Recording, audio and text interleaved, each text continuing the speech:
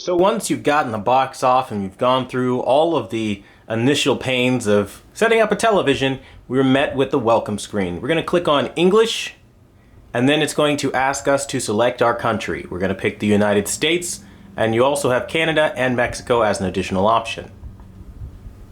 Now, at this point, Google will ask you what you want, essentially. Do you want to set it up for basic TV, or do you want to set it up for Google TV? For my purposes and usages, I'm going to set it up for basic TV because I don't want to do all the Google nonsense. Unfortunately, you still have forced terms of service. All you can do is accept. You can read the terms of service, but at the end of the day, if you don't like anything in the terms of service, you're going to have to box it up and return it back. I don't understand this, seeing how Vizio is another budget manufacturer and they allow you to opt out. You don't have to commit to the terms of service if you don't want to. If you want to plug and play, for example, use it offline, Vizio gives you that option. Vizio's buggy and they have their own issues, but this part really vexes me on every TV that I've ever reviewed that has Google. And the reason for that is in the second paragraph in, they say this device may receive and install updates and apps from Google or your device's manufacturer. These updates may offer additional in-app purchases. You can remove them and adjust your permissions and all that. But there's also another part that says Google also collects and temporarily stores voice and audio history from your microphone. So if you're not okay with that, there is nothing you can do about it outside of hit accept. You basically maybe go offline, but they're letting you know up front they're going to collect your data and they're going to basically possibly install updates on your thing. And I don't really see that as a consumer-friendly move. So I don't know why Vizio is the only one allowed to opt out where everyone else is just forcing this on you. I don't like it, and I think this is important for everybody to make note of because this is one of the biggest drawbacks so far. Once you click accept, you do have the option to go to either the home menu or you can do the store menu. Now I'm going to pick the store menu because maybe it'll queue up the store demo.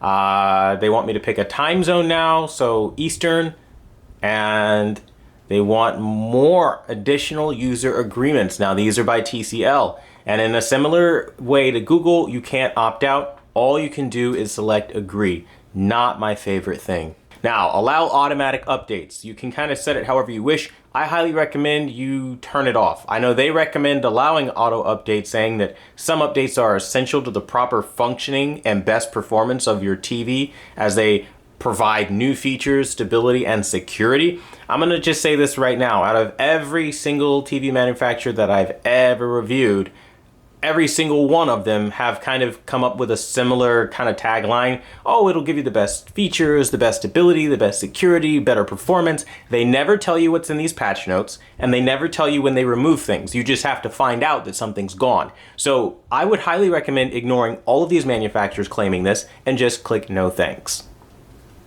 Now we click no thanks, and it's asking us to pair our remote even though it's already paired. So we're going to click the home and the OK button at the same time, and we're going to hold it for 3 seconds, and it's pairing now. And it says your remote is now paired, so now it's asking us to please wait. I won't make you guys wait through this. And now we're loading up the Google interface. It is very slow to load, as you guys just saw there, and it's pretty bare bone.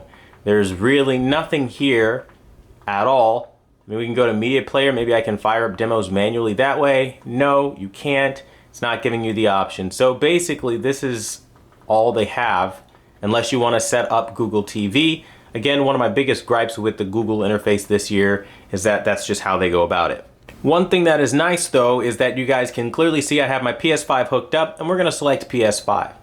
So now that we clicked on PS5, it's searching for the signal. And now you see it already snaps into HDR10, PQ16, and then it's going to give you some additional options on adjusting your PS5.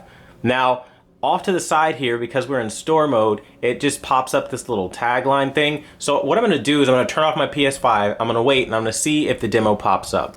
So having seen the full demo all the way through once over, I can kind of say I'm not impressed with the picture quality out of the box. Black crush is definitely something that I'm noticing as a very prevalent thing on this display. Colors look really nice, but again, this is very post-processed material made to do just that, make colors pop and look really good. Another thing that I am noticing is there is a substantial amount of color banding, so I don't know what that's all about. Skin tones look muddy, textures look very muddy, so we're going to have to see what that ends up translating to in real world performance. Typically, when you're looking at store demos, they're supposed to be in 4K and in HDR, so if 4K has muddy, sharpening textures and it looks bad, I think that's going to be an experience that's going to translate over into real world viewing. But we're not just going to guess about this. We're now going to jump on over into the PlayStation 5 and show you guys some gameplay.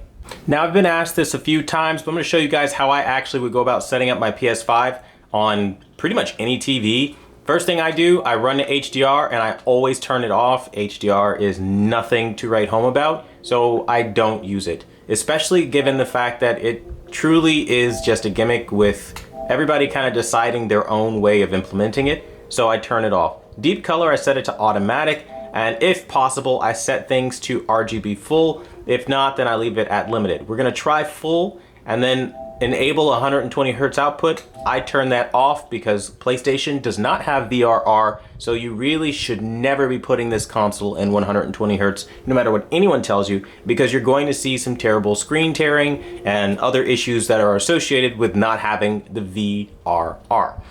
So now we queued up the chapter called Batman and Injustice 2. I completely know that this is not a PlayStation 5 game, but I did at least want to show you guys what the image quality was looking like. Now, out of the box, it's really not good at all. It's overly bright, very cool in nature, and I'm noticing that it's just kind of like really muddy is the word I'd look and use for this. I mean, it's really not the best. I think there's a lot of room for improvement. Motion is a bit smooth and jittery at the same time, so I don't know what that's all about. I'm gonna open up the settings to see if maybe that's something I can fix, perhaps. Let's see, I don't know. It's not opening up the picture menu. There you go. It took a couple of tries and we finally got it. Nope, that's the settings menu. There we go. Go down to picture, and it's in the vivid mode, so yeah, their vivid mode looks like trash. Let's try low power. That's usually good on TCL. I don't know. I'm really desperate here. Let's go to movie mode. Oh God, that looks horrible. But we're gonna go back and show you guys. Like, it looks so much better on the camera. This is the perfect example to show you. The cameras also kind of do their own post-processing to correct bad colors. So yeah, it looks great on the camera, but with my naked eye, it looks like total garbage. And yeah, that's not ideal. I don't know, man, but like I was saying, we're gonna go and we're gonna check out that motion to see what the motion options are. So we're gonna go to advanced settings, we're gonna go down to motion, and shit, you don't have any presets? Oh, okay, there we go. Motion clarity, we're gonna turn that on, and we're gonna turn on the de-judder. Let's see if that smooths things out, right? I'm gonna start playing this match. I'm Batman, by the way, and I'm in cinema mode, as you guys can see. Just kind of dispelling the myth that you can't game outside of game mode further. I know a lot of people feel like, why would you ever want to game outside of game mode? It says game mode, it's made specifically for gaming. We've done it this way for so many years.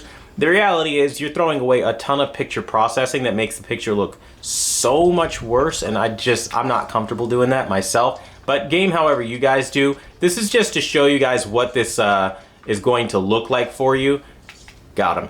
And I don't know, man, I just want you guys to see it so you understand, like, day one, out of the box, which is how a lot of people like viewing their TV. This is what it's going to look like for you. Now, again, on the camera, it looks pretty damn good to my naked eye, what I'm seeing here, but in real life, it's a very washed out picture with a ton less saturation than what the camera is giving off. Now, as I look at the motion processing, I'm not gonna lie, it kind of looks nice. But then again, I like a lot of soap opera effect because it makes it look like a faster refresh rate than it actually is. Especially for gaming, it looks incredible. And so far, this is one of the better TVs I've seen with soap opera effect and even motion processing. I'm not noticing any artifacts or anything like that as Flash hits him, as Batman does everything. Like, this is truly smooth motion. It's actually kind of pretty disturbing that TCL has better motion on this 5 series than on the top of the line Sony A90J and even their A80J television. So yeah, and if you were looking at something like the Sony X950H or the Sony X900 or 990H, XJ90 or whatever it is, X90J, I keep saying 900H and whatever. It's their new series this year. So the X90J, the X95J, the A80J, A90J, all those TVs. Sony's motion is bad this year, and this is not bad at all. That's really kind of got me a little sour a bit, I guess, because, you know, you would think that top-of-the-line brands would deliver more than a so-called budget brand, but I think that this is kind of showing that there is an argument to be made for this. Now, the picture is pretty muddy, the textures are pretty bad, so of course they had to give you something, but I don't know, maybe we could fix that with something. I don't know. I'll have to see, I'll have to try to dial it in, but boy oh boy, when I tell you it's not ideal at all, it's looking a little rough out the gate. So this is the unboxing. I just kind of wanted to give you guys a little demonstration of what it's like, and we'll do some proper PS5 gameplay showcases. If you want to see those, stop by the second channel. I'll hook you guys up because obviously I can't do everything on the main channel. But with that being said, I want to thank you guys so much for watching the #1 brand in honesty. And until the next video, I'll see you guys later.